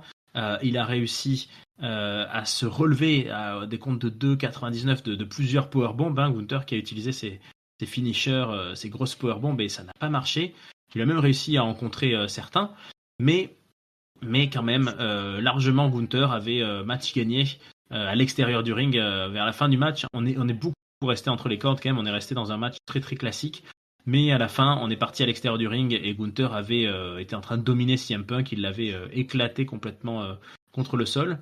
Mais Gunther, ça lui ressemble pas parce que c'est un très grand professionnel. Il a fait un péché d'orgueil. Il est monté sur la table des commentateurs pour lever les poings au ciel et il s'est cru déjà gagné avant la ligne d'arrivée.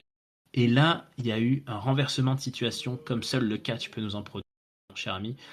CM Punk a chopé la jambe de Gunther et il a fait tomber la tête de la première sur la table des commentateurs. Gunther a roulé à l'extérieur et quand il est remonté, quand il s'est relevé, il avait la figure en sang. Gunther, il s'est pété l'arcade ou le front ou je ne sais quoi et ça l'a énormément perturbé. Il est remonté sur le ring mais il a vu le sang, il s'est essuyé le visage. Il avait l'air vraiment pas bien, il avait l'air proche du chaos et il a encaissé là-dessus un go to sleep qui l'a fait vaciller mais il est resté debout, puis un deuxième go to sleep.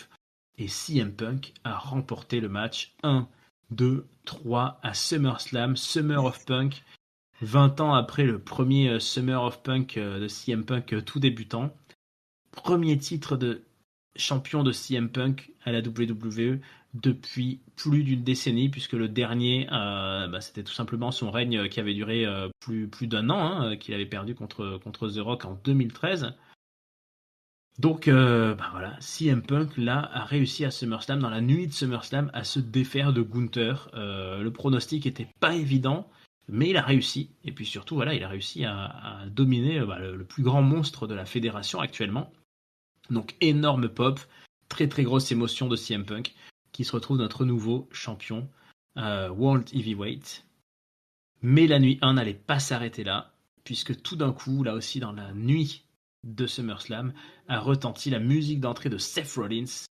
Seth Rollins qui est arrivé avec Paul Heyman et qui est arrivé sur ses béquilles et qui est venu voir CM Punk de loin pour lui parler de loin, pour l'invectiver, pour l'insulter, pour le menacer. Puis il a fait marche arrière, il a rebroussé ses pas avec ses béquilles.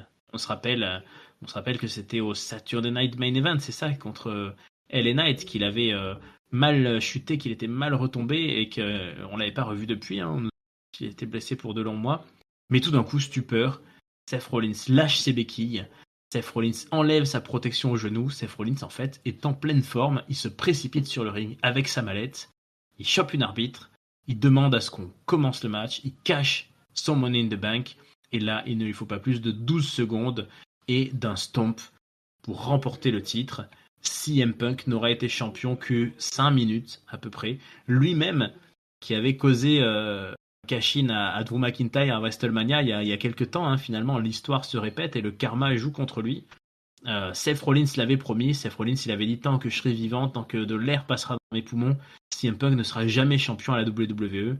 Et ben, il a tenu quasiment promesse, parce que CM Punk a été champion à la WWE, mais 5 minutes. Clairement, là, la WWE, je pense, a réussi à surprendre une bonne partie du public, parce que on y croyait à cette blessure de Seth Rollins, mais non, en fait, c'était du flanc, et Seth Rollins est notre nouveau champion, donc on a eu 3 champions ce soir. Gunther qui est arrivé avec le titre, CM Punk qui lui a pris, et CM Punk qui n'a pas gardé longtemps. C'est la deuxième fois que Seth Rollins réussit un cash-in comme ça en plein milieu d'un des plus grands pay-per-view de l'année. Hein. On se rappelle de son cash-in à WrestleMania 31. Bon, bah, qu'est-ce qu'on peut dire? C'est un mastermind, c'est le roi en fait. Seth Rollins, c'est le cerveau suprême, non? C'est lui maintenant, le brain, le game.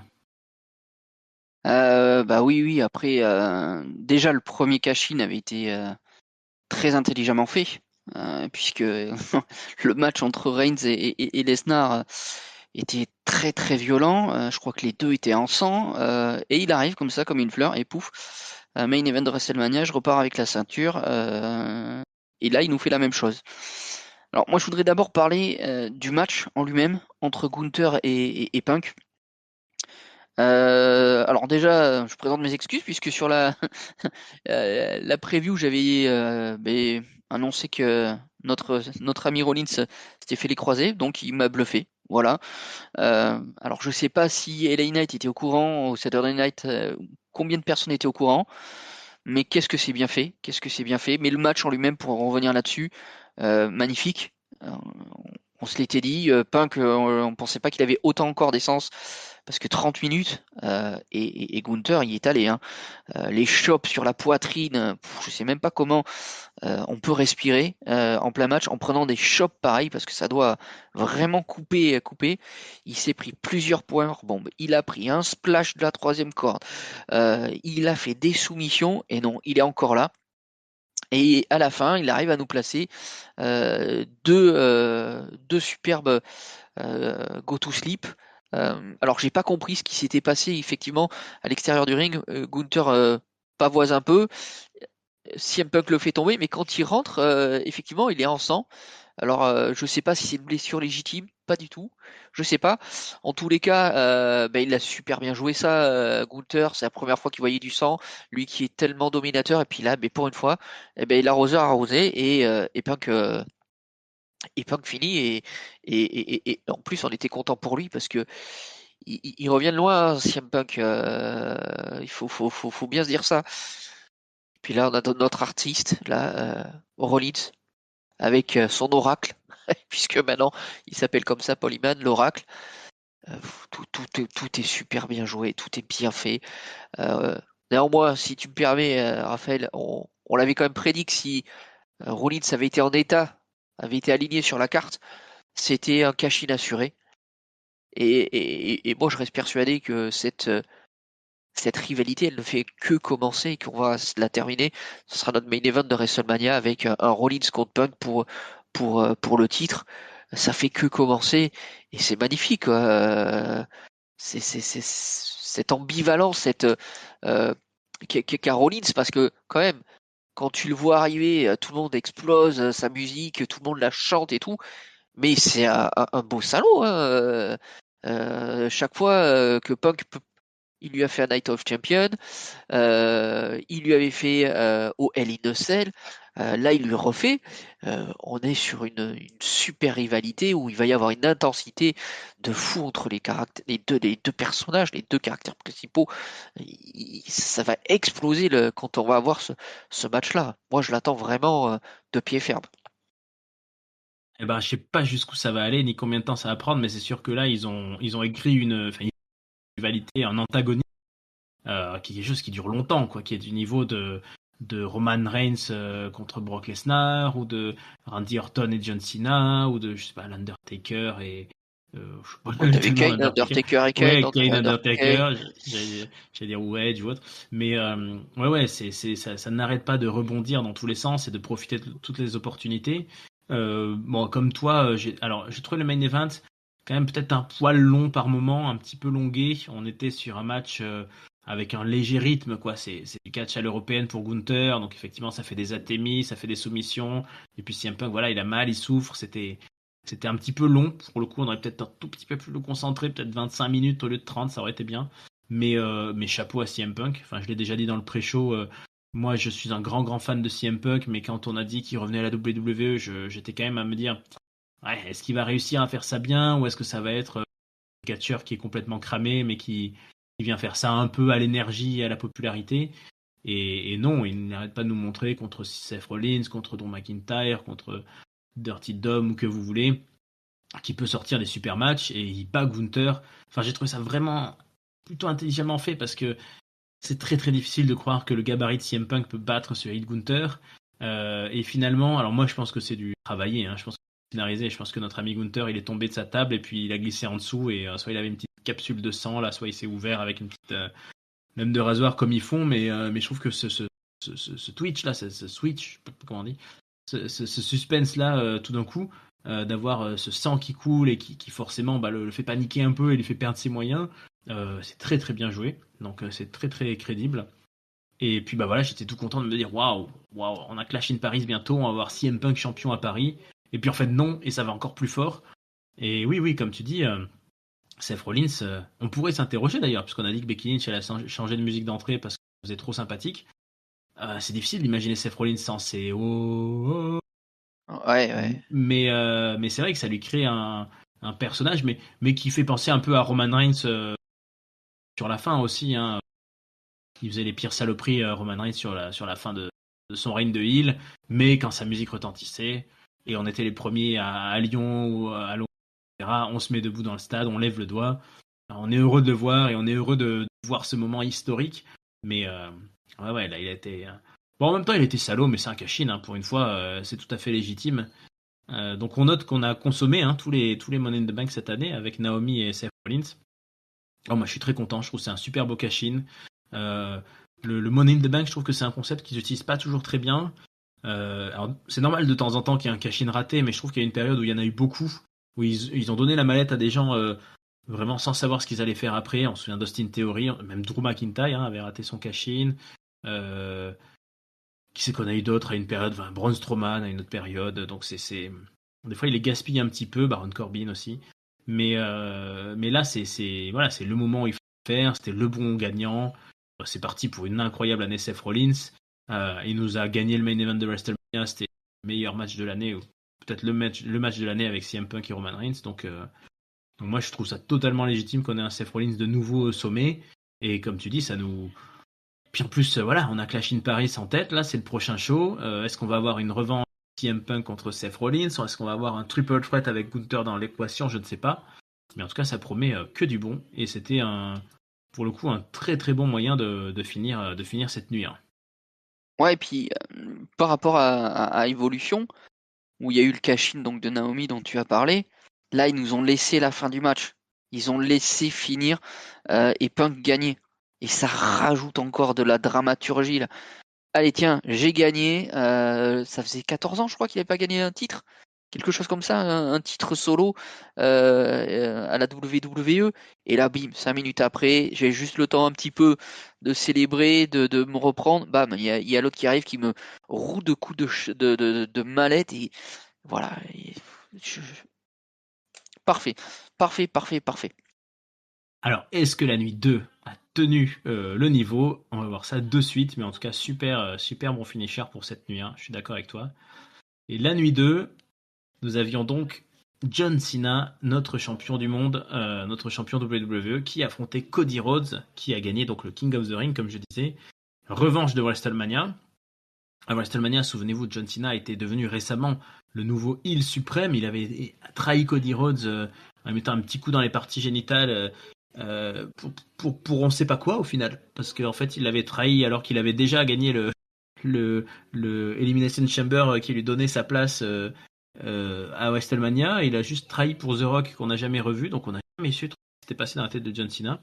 En tout cas, ce soir-là, c'était John Cena qui avait gagné en trahissant tous ses principes et en frappant Cody Rhodes avec la ceinture. Bah là, ce soir, on a droit à match Street Fight, donc tout est possible, on peut frapper avec la ceinture. Et surtout, on avait droit à un John Cena qui a complètement changé puisque quelques jours à peine à SmackDown, et ça on n'avait pas eu le temps d'en parler sur Catch-Up, John Cena a fait une promo très étonnante où il nous a dit en gros Cody Rhodes merci, tu m'as un peu réveillé l'esprit, je sais pas trop pourquoi j'étais méchant, allez c'est fini, j'arrête d'être méchant et en gros je redeviens gentil. Ça nous a beaucoup surpris et ça a beaucoup déçu pas mal de monde sur le Discord. On se disait il y a peut-être un coup tordu, il y a peut-être un coup de vis et on attendait ce match pour savoir. Alors déjà, on a eu droit à 2 grosses entrées. Cody Rhodes qui arrive par sous le ring comme il aime bien le faire avec un puits de lumière là qui l'éclaire avec son masque un peu de motard futuriste et puis bon, son entrée ensuite classique avec sa musique. Et on a un John Cena qui débarque tout d'abord avec le Titantron noir qu'il avait eu depuis quelques semaines et puis tout d'un coup le Titantron réapparaît. Les couleurs de John Cena, Never Give Up, réapparaissent et là ça fait un énorme bond de joie dans la foule. On semble bien parti pour revoir le John Cena populaire qu'on a eu pendant des décennies. Hein. Et ben c'est ce qui s'est passé. C'est ce qui s'est passé pendant ce match, peuple de Ketchup. Je vous le spoil d'avance.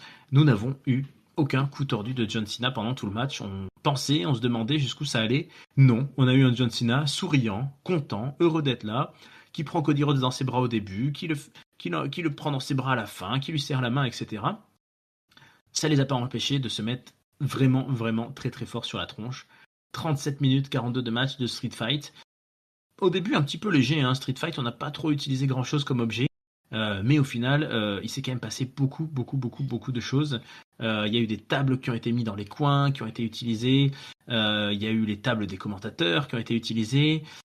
John Cena a sorti des Attitude Adjustment tout le temps. Et Cody Rhodes a tout le temps réussi à s'en relever. Donc il y a eu un Attitude Adjustment sur la table des commentateurs. Il y a eu une séquence où on est parti dans le public, et une séquence assez amusante où ils ont disparu tout d'un coup sous le Titantron et ils ont réapparu par l'entrée de Cody Rhodes, le petit élévateur qui les a montés. C'était très visuel. Là, on a vu tout d'un coup John Cena avec Cody Rhodes sur les épaules qui apparaissait dans le puits de lumière et qui a fait ensuite un attitude adjustment sur la rampe d'accès au ring. On a eu même un attitude adjustment depuis le turnbuckle, là, un avalanche est toujours contré à 2. Le ring a été défait aussi, la troisième corde, la première corde en fait sous le ring, Cody Rhodes l'a dévissé, j'ai pas trop compris ce qu'il voulait faire avec.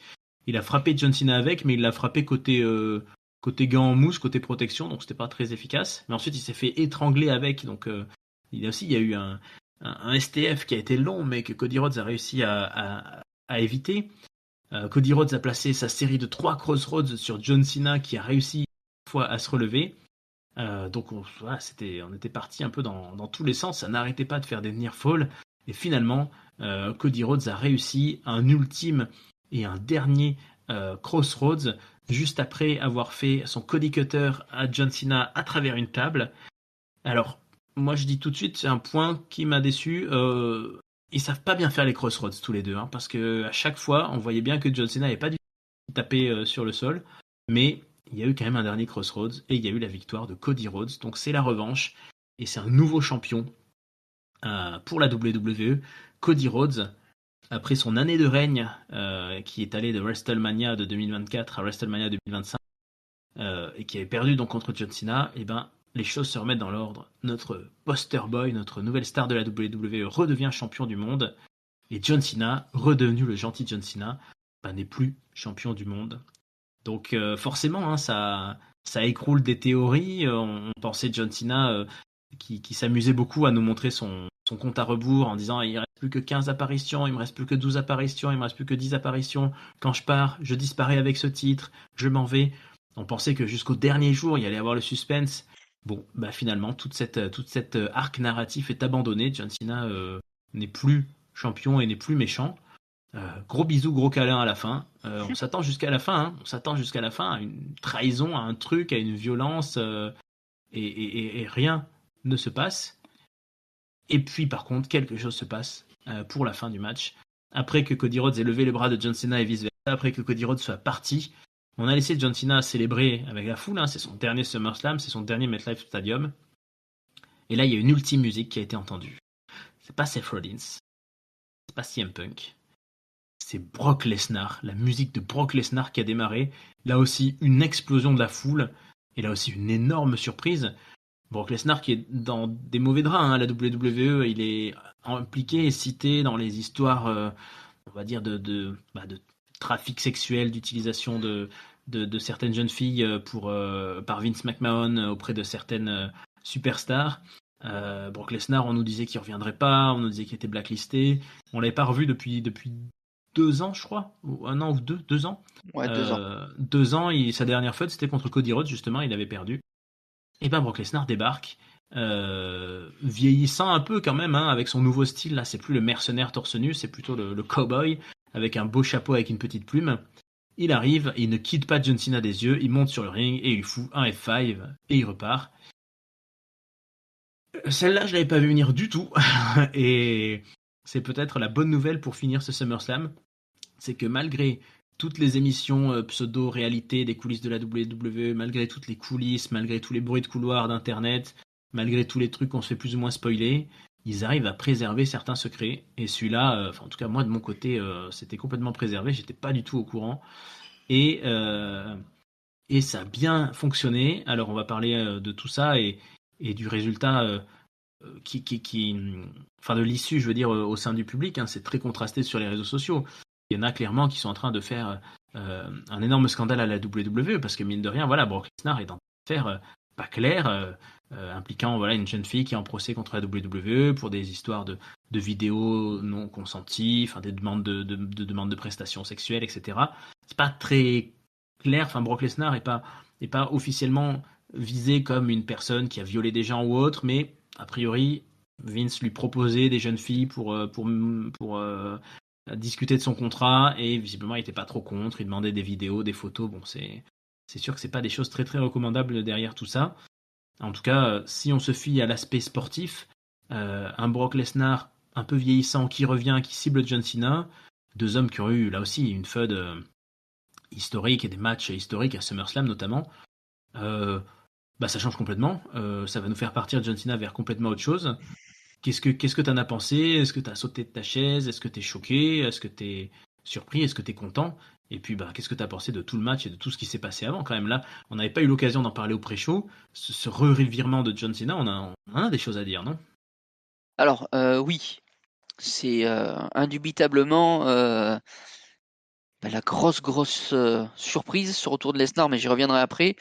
La première chose que je voudrais dire, c'est que sur le pré-show, la review, on a quand même Letty qui avait senti que Cena allait passer face. Elle pensait à un double turn, et effectivement, quand le SmackDown arrive et que Cena arrive en disant juste bon ben j'arrête d'être heel, je redeviens gentil, j'ai voulu faire le méchant avec des gens, j'ai écouté des gens qui m'ont laissé tout seul. Bon, est-ce qu'il était sincère? Est-ce que c'était pas sincère? Est-ce que Cody, qui dans sa réaction au SmackDown lui dit Welcome John Cena, entre avec une bière et il s'en va. Est-ce que Cody était en train de changer? Bon, ok. Est-ce que Cena mentait? Ok, on va voir. Et puis il y a ce match qui commence. Effectivement, Cena arrive comme à la grande habitude, avec son t-shirt de couleur, sa façon de crier, etc. En arrivant en courant, en présentant la ceinture. Bref, on avait le vintage Cena là-dessus. Et puis la foule était complètement acquise à lui. D'ailleurs, c'était assez fort de voir ça. On a eu un coup aussi qui m'a fait un petit peu sourire. C'est Cena qui prend la béquille d'un basketteur. Des Pacers d'Indiana qui viennent faire la finale NBA, donc c'est pas n'importe quel basketteur qui est dans le jeu également WWE 2K. Il lui prend sa béquille, il la casse sur Cody, donc c'était un moment assez rigolo. Et plus le match avançait, plus je me disais que Cody allait vraiment changer de, de, de, de personnalité, parce qu'il fait quand même un pile driver sur Cena. Cena est mal et il veut pas le laisser, alors que l'arbitre lui demande de le laisser. Et non, non, je vais continuer à l'attaquer. À un moment donné, ils sont tous les deux avec des chaises. Il tape, les deux chaises tombent, il récupère la sienne, il shoot dans celle de Cena. Et donc je me disais qu'il y allait avoir ce turn, ce double turn qui était voilà, qui pouvait être quelque chose de monstrueux, un peu comme on avait eu avec Bret Hart et Stone Cold il y a de nombreuses années. Et puis non, ils ont continué à se mettre dessus. Comme tu l'as dit, il y a eu des attitude adjustment, il y a eu les STFU, il y a eu des crossroads, il y a eu des cutters, il y a eu des tables, ils ont tout passé. Et puis à un moment donné, quand même, tu en as parlé, quand il décroche la première corde et qu'il va attaquer Sina avec, pour moi je me dis c'est bon, ça va le faire. Et puis non, il hésite, ça repart. Et puis bon, on a le finish, effectivement, cutter de la troisième corde au travers de la table, plus crossroads, 1, 2, 3, et donc Cody Rhodes qui reprend la ceinture de champion du monde. À ce moment-là, je vais pas te mentir, j'étais un peu déçu parce que je m'attendais à un truc plus, à une intervention, à quelque chose de plus fort. Le match en lui-même est très bien et je pense que ça deviendra même un classique parce qu'ils ont vraiment donné tout ce qu'ils avaient. Mais il me manquait ce truc. Tu peux pas changer un jour avant, un jour ou deux suivant, puisque c'est SummerSlam était en 2 jours, de positionnement, de heel, de grand méchant qui veut casser le wrestling universe, qui veut partir avec la ceinture, à dire hop, stop, ouais, je redeviens face, allez, on y va, on se fait un beau match. Voilà. Et là arrive Brock Lesnar. Alors je vais pas te cacher, c'est pas quelqu'un que j'apprécie, Brock Lesnar, pas du tout même, mais Humainement ou catchesquement parlant? Les les deux. deux, catchesquement, je, c'est vachement limité. À part, alors il te fait des German, il va te faire des suplexes, il va te faire son F5, et il va te mettre quelques coups de poing, mais c'est assez limité. Mais il dégage un truc. C'est une bête, comme ils l'appellent tous, la bête incarnée. Effectivement, il a le visage très très carré, il est costaud, il dégage de la violence dans ses prises, donc c'est très bien dans le match. Et puis, mais mine de rien, c'est un des 4 derniers fantastiques de l'époque de Cena. Cena, il a affronté Randy Orton, il a affronté donc il va affronter Lesnar. Bon, il manque Batista parce que Batista, effectivement, s'est retiré et ne reviendra pas. Et Lesnar, c'est les 4 qui sont lancés en 2002, les 4 en même temps. Et donc pour moi, c'est les 4. C'est une des meilleures cuvées que tu aies jamais eu en même temps, quoi. Ces 4-là, si tu comptes le nombre de titres qu'ils ont, et le nombre de main events, le nombre de tout ce qu'ils ont fait, je pense que c'est même au-dessus des Rock, Stone Cold, qui pourtant ont trusté et Triple H, hein, sans l'oublier, voire Undertaker. Je pense que c'est même au-dessus en termes de palmarès, hein, en termes de tout ce qu'ils ont fait. Donc écoute, je pense que ceux qui vont aller à Paris vont avoir la chance. Il reste très peu de matchs, très peu de dates à Silla, donc je ne les vois pas l'avoir ramené pour rien. Donc on va l'avoir à Paris. Ça va être super pour ceux qui sont dans la salle parce que je pense pas que les stars on le verra souvent. Je sais pas si c'est un contrat de courte durée. Parce que vu les casseroles qui traînent, effectivement tu en as parlé, je suis pas persuadé voilà, que ça aille très très loin. Il est peut-être revenu pour voilà, ils sont potes, hein, Sina et Lesnar dans la vraie vie. Et je pense que Sina il avait envie de faire la boucle. Il a recombattu CM Punk, il a recombattu Randy Orton, il s'est attaqué au face ultime qui est Cody Rhodes. Donc voilà, je pense qu'il veut terminer là-dessus. Il veut terminer là-dessus avec les stars, mais je suis pas persuadé que ce soit quelque chose de très très long, et ce serait peut-être même juste un petit contrat de quelques semaines pour les stars. Voilà un petit peu ce que j'en pense. Et je vais te poser à mon tour la question, Raphaël. Lequel main event as-tu préféré du coup? Oh, quelle est dure cette question, effectivement. Euh, pour revenir sur ce que tu dis, je pense que ça mériterait presque une émission entière. Ça pourrait presque être un bouquin de parler du heel turn de John Cena. Alors, on attend. Il n'a pas fini sa carrière encore et on va attendre ce qui se passe. Mais à l'heure actuelle, c'est vrai que ce sentiment qu'on a eu de se dire, tiens, en février, là, pour la dernière année de John Cena, alors qu'on s'attendait tranquillou à une succession de matchs sympas contre des stars qu'il avait déjà rencontrés, des Randy Orton, des CM Punk, comme tu disais, puis peut-être quelques nouveaux, peut-être quelques, je sais pas, quelques Grayson Waller, quelques Carmelo Hayes, tout ça. Ils ont choisi quelque chose quand même, de faire un heel turn de John Cena. Le truc que tout le monde avait attendu pendant des années qui est jamais venu. Donc moi je pense que quelque part ils ont eu raison de le faire dans le sens où s'ils l'avaient pas fait, on se serait toujours demandé qu'est-ce qui se serait passé si et ça a un petit peu mis de l'originalité à cette dernière année à John Cena, mais ça a jamais marché en tout cas au micro, dans les performances. Enfin voilà, On sent bien depuis des mois que la foule, quand elle voit arriver John Cena, elle est contente de le voir. C'est la dernière fois qu'on le voit. On a contre lui. Il n'y a pas vraiment de méchanceté plus que ça, même si ça finissait un peu toujours pareil en plus avec souvent des matchs de PLE avec un arbitre qui prend un ref bump et puis voilà un petit low blow, un petit truc derrière la tête. Ils sont jamais vraiment allés au bout de l'idée par fainéantise, je pense, pour cette histoire de The Rock, de Cody je veux ton âme et puis de voilà parce que je pense que The Rock avait absolument rien d'autre, pas envie d'en faire plus. Hein, il est pas là, il est ailleurs. The Rock, il a du boulot ailleurs. Donc, et là, eh ben, je pense qu'ils vont s'en sortir magnifiquement bien, les salauds, parce qu'avec ce Brock Lesnar qui secoue le monde du catch et qui est plutôt un grand méchant, bah ça y est, en fait, dans 2 semaines, on aura John Cena qui va défier Brock Lesnar et on aura oublié que, comme tu dis, effectivement, ce John Cena qui nous promettait de ruiner wrestling et de repartir avec sa ceinture et de l'enterrer. Bah, finalement, il a dit que non, c'est juste que voilà, il voulait partir avec pour pas qu'on l'oublie et que finalement, ils nous aiment tous. Ils s'en sortent bien, les salauds, mais bon, on n'oubliera pas quand même que ça a été vraiment difficile à faire. Pour Brock Lesnar, je suis un peu plus mitigé que toi. Moi, c'est quelqu'un que, pour le coup, j'aimais beaucoup sur le ring. Enfin, je trouve que il y a vraiment, il y a eu. Alors, j'ai pas connu le Brock Lesnar d'avant sa très longue absence. Je l'ai connu que quand il est revenu contre John Cena, justement, il y a un peu plus de 10 ans. Et je trouve qu'il y a quand même vraiment eu une époque pendant plusieurs années où c'était vraiment un très très bon catcheur, où il nous a fait des matchs. Je me souviens d'un match incroyable contre CM Punk, justement, à un SummerSlam, je crois. Il y a eu un match contre AJ Styles qui avait été incroyable, un match contre Daniel Bryan qui avait été incroyable, des matchs contre. Même contre Finn Balor, il avait fait un très bon match contre Finn Balor. Mais je le trouve limité. Je le trouve limité, mais ok. Ouais. C'est un très bon seller aussi, je trouve. Et après, oui, il y a eu la période, là, ces 3-4 dernières années, qui est devenu un peu le Brock Lesnar de 5 minutes, celui qui fait des squats, celui qui affronte Goldberg ou même Drew McIntyre pendant le Covid, hein, qui fait juste un match de 5 minutes, effectivement. Les derniers affrontements n'étaient pas terribles contre Roman Reigns. Enfin, si, il y a eu des très gros matchs contre Roman Reigns, notamment le SummerSlam où ils utilisent, le. Oui, pète le ring, où Il il pète le est ring, avec là. le tracteur, ouais. Ouais, ça c'était incroyable. Et pour rattraper un WrestleMania, un main event de WrestleMania, c'était fini, mal fini d'ailleurs. Fini un peu de manière précipitée avec une blessure de Roman Reigns. Mais bon, ouais.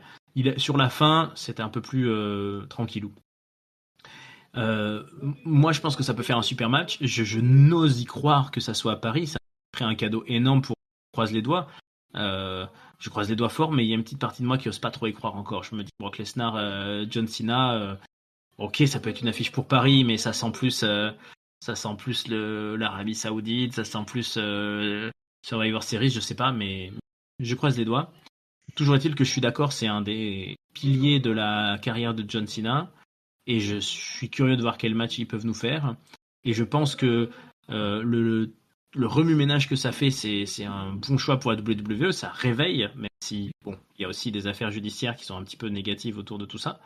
Mais enfin voilà, moi je suis peut-être pas assez concerné par les sujets qui se sont passés malheureusement, et je comprends que ça peut choquer peut-être certaines personnes de l'auditoire ou du public qui ont pu subir du harcèlement moral ou sexuel au travail, etc. Mais voilà, j'arrive pas à être dans un mood de dire oh là là, ça serait Vince McMahon qui reviendrait, oui, ça ferait chier, ou John Laurinaitis qui ont bien des bonnes grosses casseroles au cul.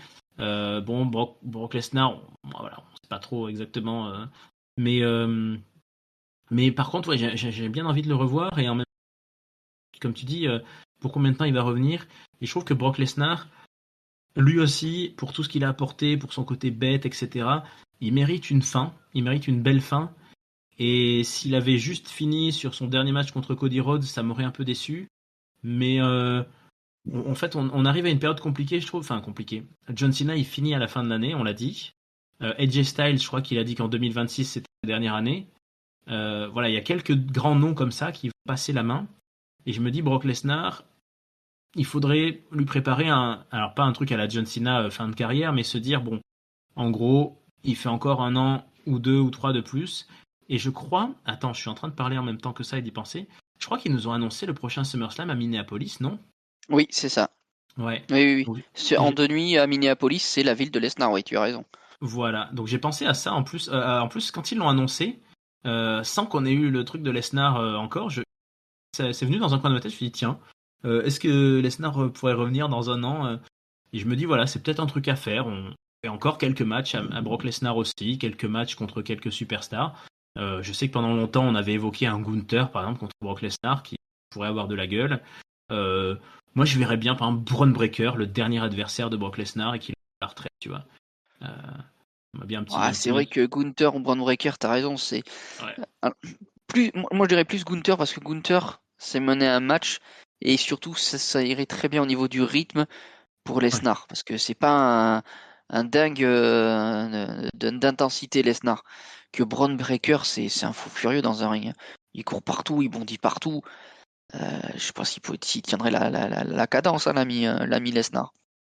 Ouais, bon là on Oui, fictionnise, mais après bien sûr.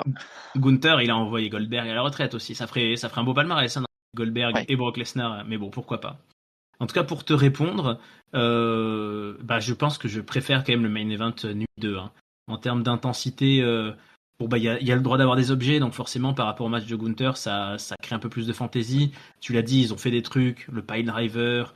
euh, j'ai trouvé qu'il y avait plus d'approximation quand même. Je le redis à nouveau, mais je trouve que les crossroads étaient pas bons, pas bien faits. Et le move qui conclut à la fin, le Cody Cutter sur la table, en fait, bah, c'est Cody qui pète la table plus que John Cena, donc c'était un petit peu en deçà de ce que j'espérais comme move final, mais je l'ai trouvé vraiment très chouette. Et il y a eu beaucoup de moments où Cody Rhodes effectivement semblait basculer du côté obscur et il l'a pas fait. S'il n'y avait pas eu Brock Lesnar de retour, j'aurais presque imaginé que ça allait venir dans les semaines à venir, parce qu'il avait vraiment l'air d'être au bord du truc. Et moi, contrairement à notre ami Giscal sur le Discord qui pense que Cody Rhodes est le top babyface pour des années et des années, je pense que Cody Rhodes a envie à un moment donné de faire un turn et je pense qu'il le fera. Parce que je pense qu'en fait ça n'existe pas. Les mecs comme John Cena qui font une décennie de babyface, ça n'existe que quand on est John Cena.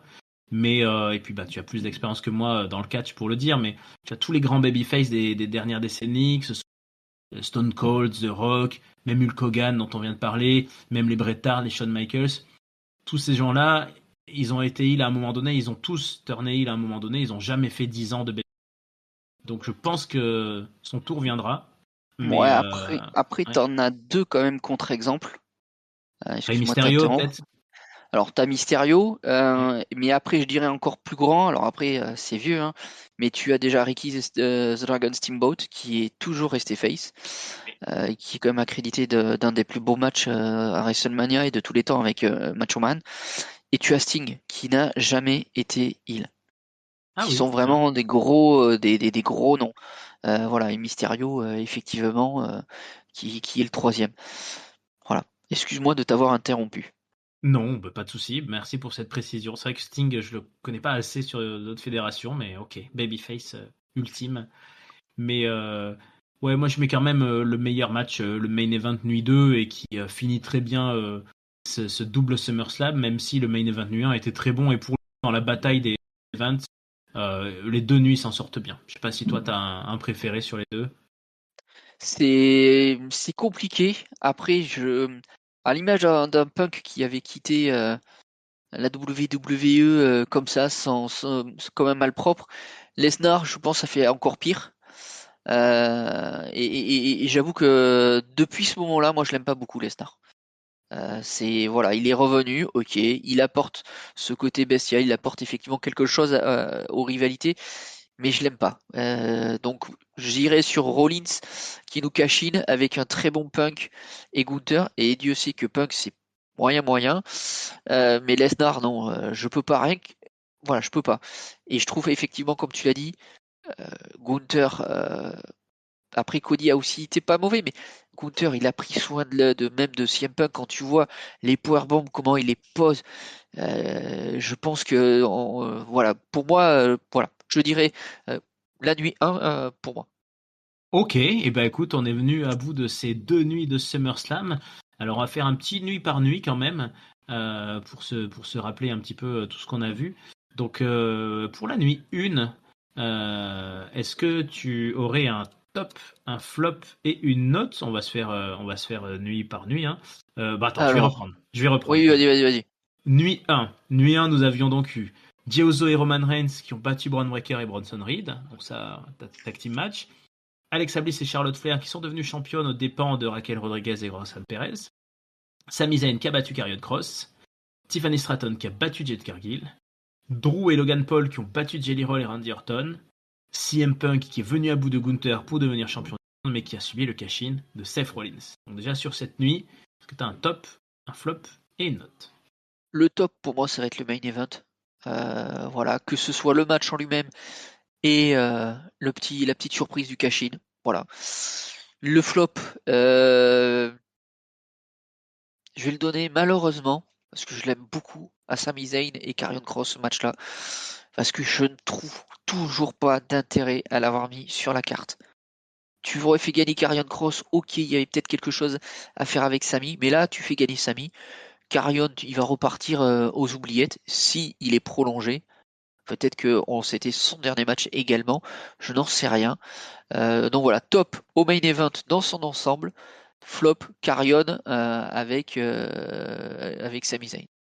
Ok, tu nous as donné la note, pardon, excuse-moi. Alors la note sur la nuit 1, moi j'irai sur un 3,5. 3,5. Ok, Ouais. 3,5.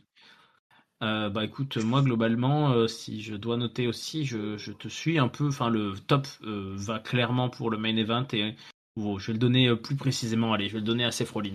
Top à Seth Rollins pour ce cash-in qui nous a tous surpris. Bravo Seth, tu es un très grand champion et tu écris de très belles pages de l'histoire du catch. Le flop, j'ai envie de dire comme toi, mais je vais un peu varier pour aller sur une autre ambulance. Le match de Jade Cargill qui nous a pas fait une grande impression. 3,25, ouais, 3,25, moi je vais dire. C'était une bonne soirée, mais on sentait, notamment avec les stipus qui nous attendaient toute nuit 2, on sentait que le plus fort allait venir. Et donc, dimanche, deuxième nuit, on a commencé par Naomi qui a défendu son titre et qui l'a gardé contre Io Sky et Rhea Ripley, féminin, triple threat. On a eu le tag team ladder match, enfin TLC match, pardon, avec 6 équipes qui se sont affrontées et la victoire des Wyatt Six. On a eu Becky Lynch qui a gardé son titre contre Lyra Valkyria dans un match no disqualification. On a eu Solo Sikoa qui a conservé son titre contre Jacob Fatu dans un steel cage match. Dominic Mysterio qui a conservé son titre aussi, décidément que des conservations de titres en début de soirée, contre AJ Styles. Et on a eu Cody Rhodes qui a pris le titre de John Cena dans le Street Fight avec Brock Lesnar qui est arrivé ensuite. Donc ça, c'était nuit 2. Vince, même exercice, top flop note. Je vais commencer par la note. Moi, je donnerais un bon 4. 4. J'hésite même à 4,25.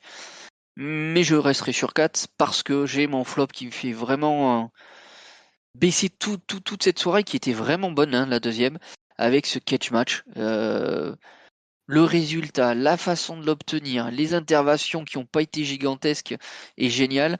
Donc voilà, le flop, malheureusement, à cette rencontre entre Jacob Fatu et Solo Sikoa. Et pour moi, je vais dire que de tout ce que j'ai préféré, c'est quand même le TLC. Même si Cena et Cody ont sorti un classique, je trouve qu'on a eu le TLC. Voilà, j'ai été très très heureux de voir ce TLC match qui a récompensé tous ces très très bons lutteurs. Et il y a eu des références, il y a eu des prises de fou. Voilà, moi j'irai sur le TLC. Eh ben écoute, 4 sur 5, ça me paraît une très bonne note. Je vais te suivre. Ça peut mériter un peu plus, mais il y a eu un mauvais match US, comme tu l'as dit.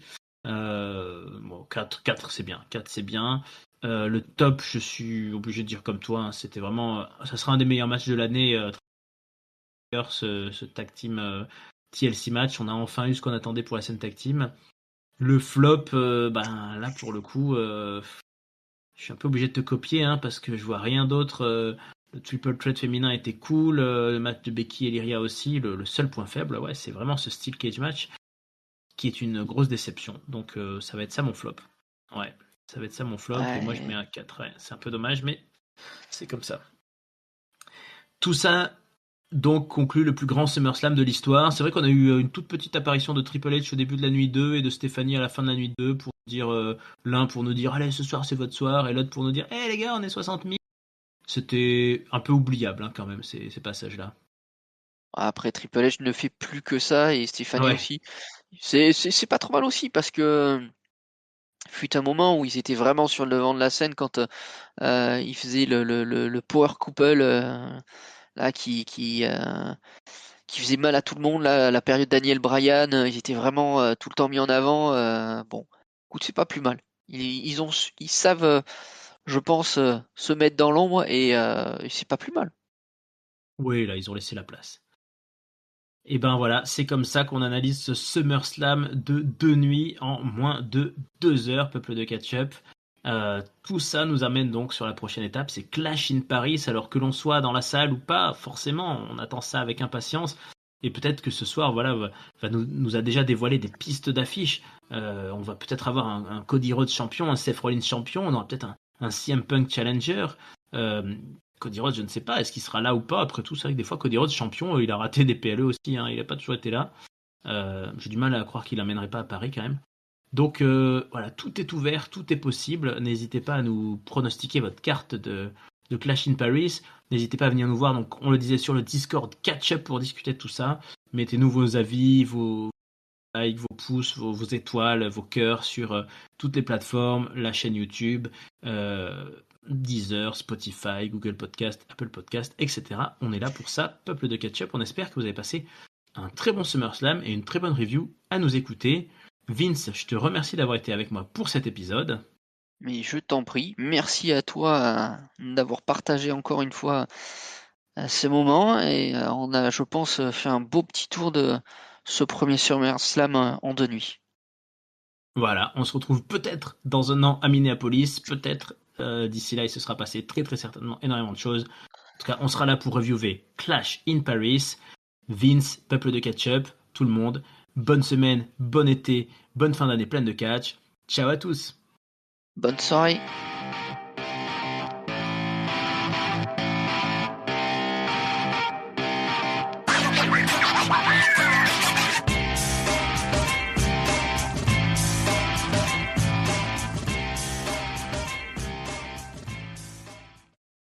Et finalement, on n'aura pas eu de R-Truth.